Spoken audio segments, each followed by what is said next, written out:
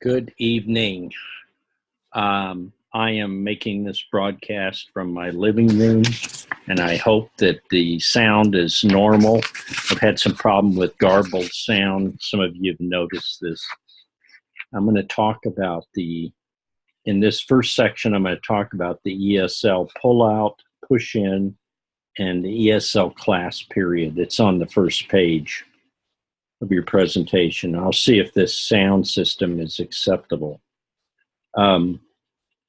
First, the most important thing to remember when dealing with ESL and putting together a program is you need to understand that you have to look at your resources. Do you have anybody with ESL understanding? Do you have anybody that's going to work to get an endorsement? Do you have anyone who is open to working with other cultures? It's very important to have people that are interested in working with ESL kids, English language learners, or as they're now called, English learners in some of the nomenclature. The important thing that I want to bring up here is that you have to look at your resources. Don't start building a program and then say, oh, we don't have anybody that can do that. So let's take a look. Now, the first type of program is the ESL Pullout.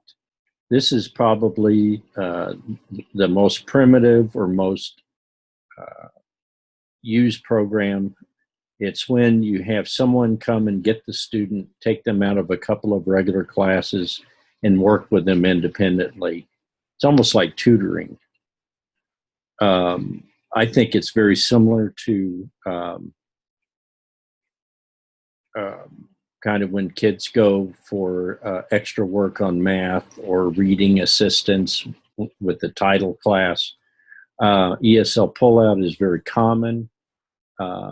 It's used because you can pick a couple of hours in the schedule and have the student go and work with the teacher who's just going to work with them like one-on-one or one-on-three or one-on-four. The teacher that does this should have ESL background.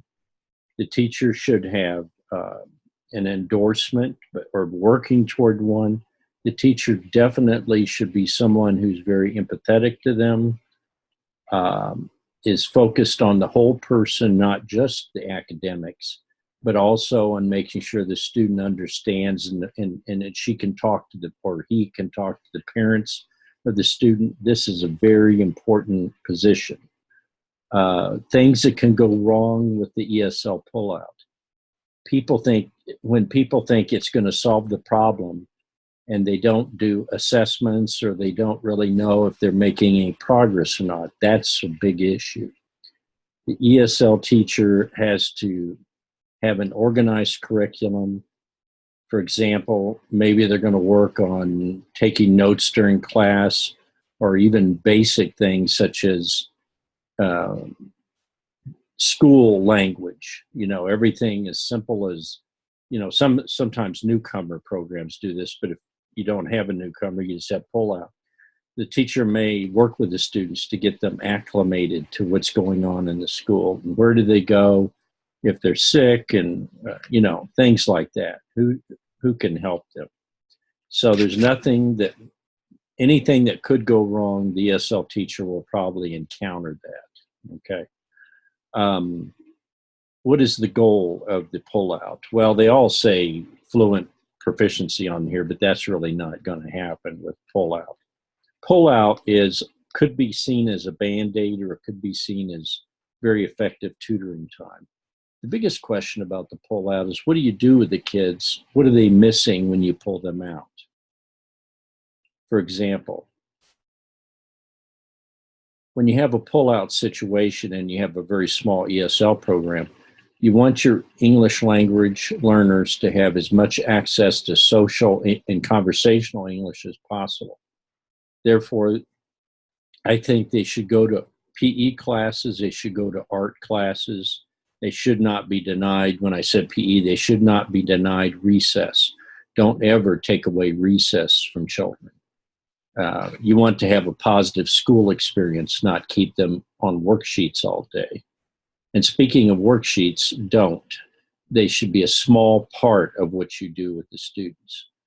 Um, Collaboration, group work, small groups, reading aloud to the students, all these are good things.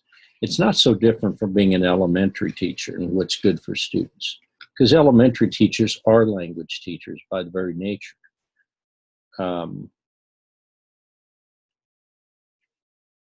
So I see pullout as something that can be abused. I can see it as something that can actually be pretty effective. Do not take an upper elementary student and have a pullout situation and take them out of a major content class where they are making progress and understanding. I saw an example where a child was in 5th grade math, but he wasn't, because they pulled him out during 5th grade math to do ESL. So when the same kid was in 6th grade, he couldn't do math. And this led to a lot of frustrations. And if I had to bet, I think he dropped out of school later on, wherever he went. He left the school system. But don't take them away from something that's essential. And you can't just miss 5th grade math. You could miss 5th grade art. Okay, so you may have to make some decisions, or music, but math is so fundamental to success in life, you can't take that away. So I always put heavy emphasis on math and on language arts.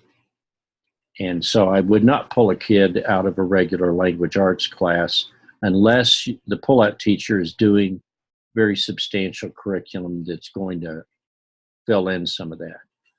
Okay, so, you have to balance making the day pleasurable for the child, but also making academic advancement success possible. So you don't want to take away anything too essential like math, and you may have to pick and choose which classes they might miss, but you don't want them to miss any. So if you can work a schedule, just have them go to ESL for 1 hour a day and not miss any of the other classes, that's great. But you got to decide you got to look at the student, and based on if they're very good in math, well, I wouldn't take them out of math no matter what. I would look at, maybe history or something, but you have to make a decision there. That's pull out. Now, push in is somewhat of a new approach. The ESL teacher becomes not a cooperating teacher, but they actually go into the regular class in which the student is, say, in a biology class in high school, or in maybe in a history class in middle school, or in a science class in middle school. And the ESL teacher becomes helps assist the main subject classroom teacher in helping the student understand important concepts. This should not be having the teacher just report to the room as kind of an all-purpose tutor. There should be cooperation, so when the teacher goes into a room, she knows what the lesson is, and she has worked a little bit with the subject teacher or the grade teacher in that room to create some materials or to work on vocabulary, so students can do the experiments, or they can, participate in the class with some assistance. The problem with push-in is that if you are a teacher who's used to having your own class and suddenly you become this roving ESL teacher, you somewhat lose your identity. Unless, I think it's important, you got to have a place to be in the school. You are an expert. You have to receive and work cooperatively with the teachers whose classroom you enter. So that's a big deal. And you should be somewhat knowledgeable of the content. Obviously, if we're talking chemistry in high school, a push-in teacher is not going to be able to master chemistry content unless you've got one heck of a smart ESL teacher.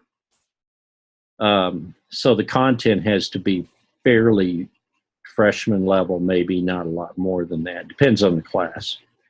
But this can work, but it only works if there's a great deal of cooperation. And that's why ESL teachers traditionally have not been respected. And I can tell you why, because they were seen as temporary people. They're just temporary. All right. And so people thought ESL would go away, and that's not true. So that's strange. Anyhow, I kind of disappeared there for a second, and I came back. So I'm going to end this very quickly. So the push-in can work. Of course, the goal is for them to be fluent. You're going to see push-in more upper elementary and high school level, middle school. You won't see that in lower elementary. Finally, ESL class period. Now, that is something that's fairly common. It's when the students go to ESL for 1 or 2 hours a day, and they generally work on writing and reading instruction. If you have a student that is very far behind in normal speaking and listening skills, they're not going to be going to a single class ESL period all day. That's something I'll have to talk to you about later. I'm not going to talk about it tonight in this little piece here. But ESL class period, I envision that as really focused on taking notes, basic reading skills. So we're talking about someone with some ability to read in English. And certainly they should be fairly able to read in their own language. I had a conversation with a student today, and we talked about this one student had this one teacher. She's my student, but she teaches. And she has 2 students who are from Puerto Rico, and they do speak English some, but not very well. And she happens to be a Spanish teacher, so she can actually communicate with them in Spanish. So it's kind of ideal. The kids are pretty much, the only 2 ESL in the school. And so they can actually go to Spanish class, take Spanish class, and be kind of like the experts in Spanish class.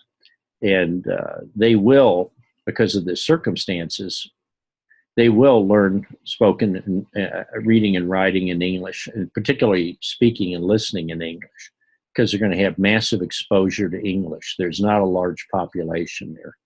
In fact, I told her, I said, the problem's going to be losing their Spanish, and that's one thing they should try to maintain in their kind of middle school kids. So that's an issue. Anyhow, so an ESL class period could work specifically if you're working on writing and reading and certain issues that the students encounter during the day. So it's not a solution if you have a student at extremely low level. Extremely low level, you're going to have probably an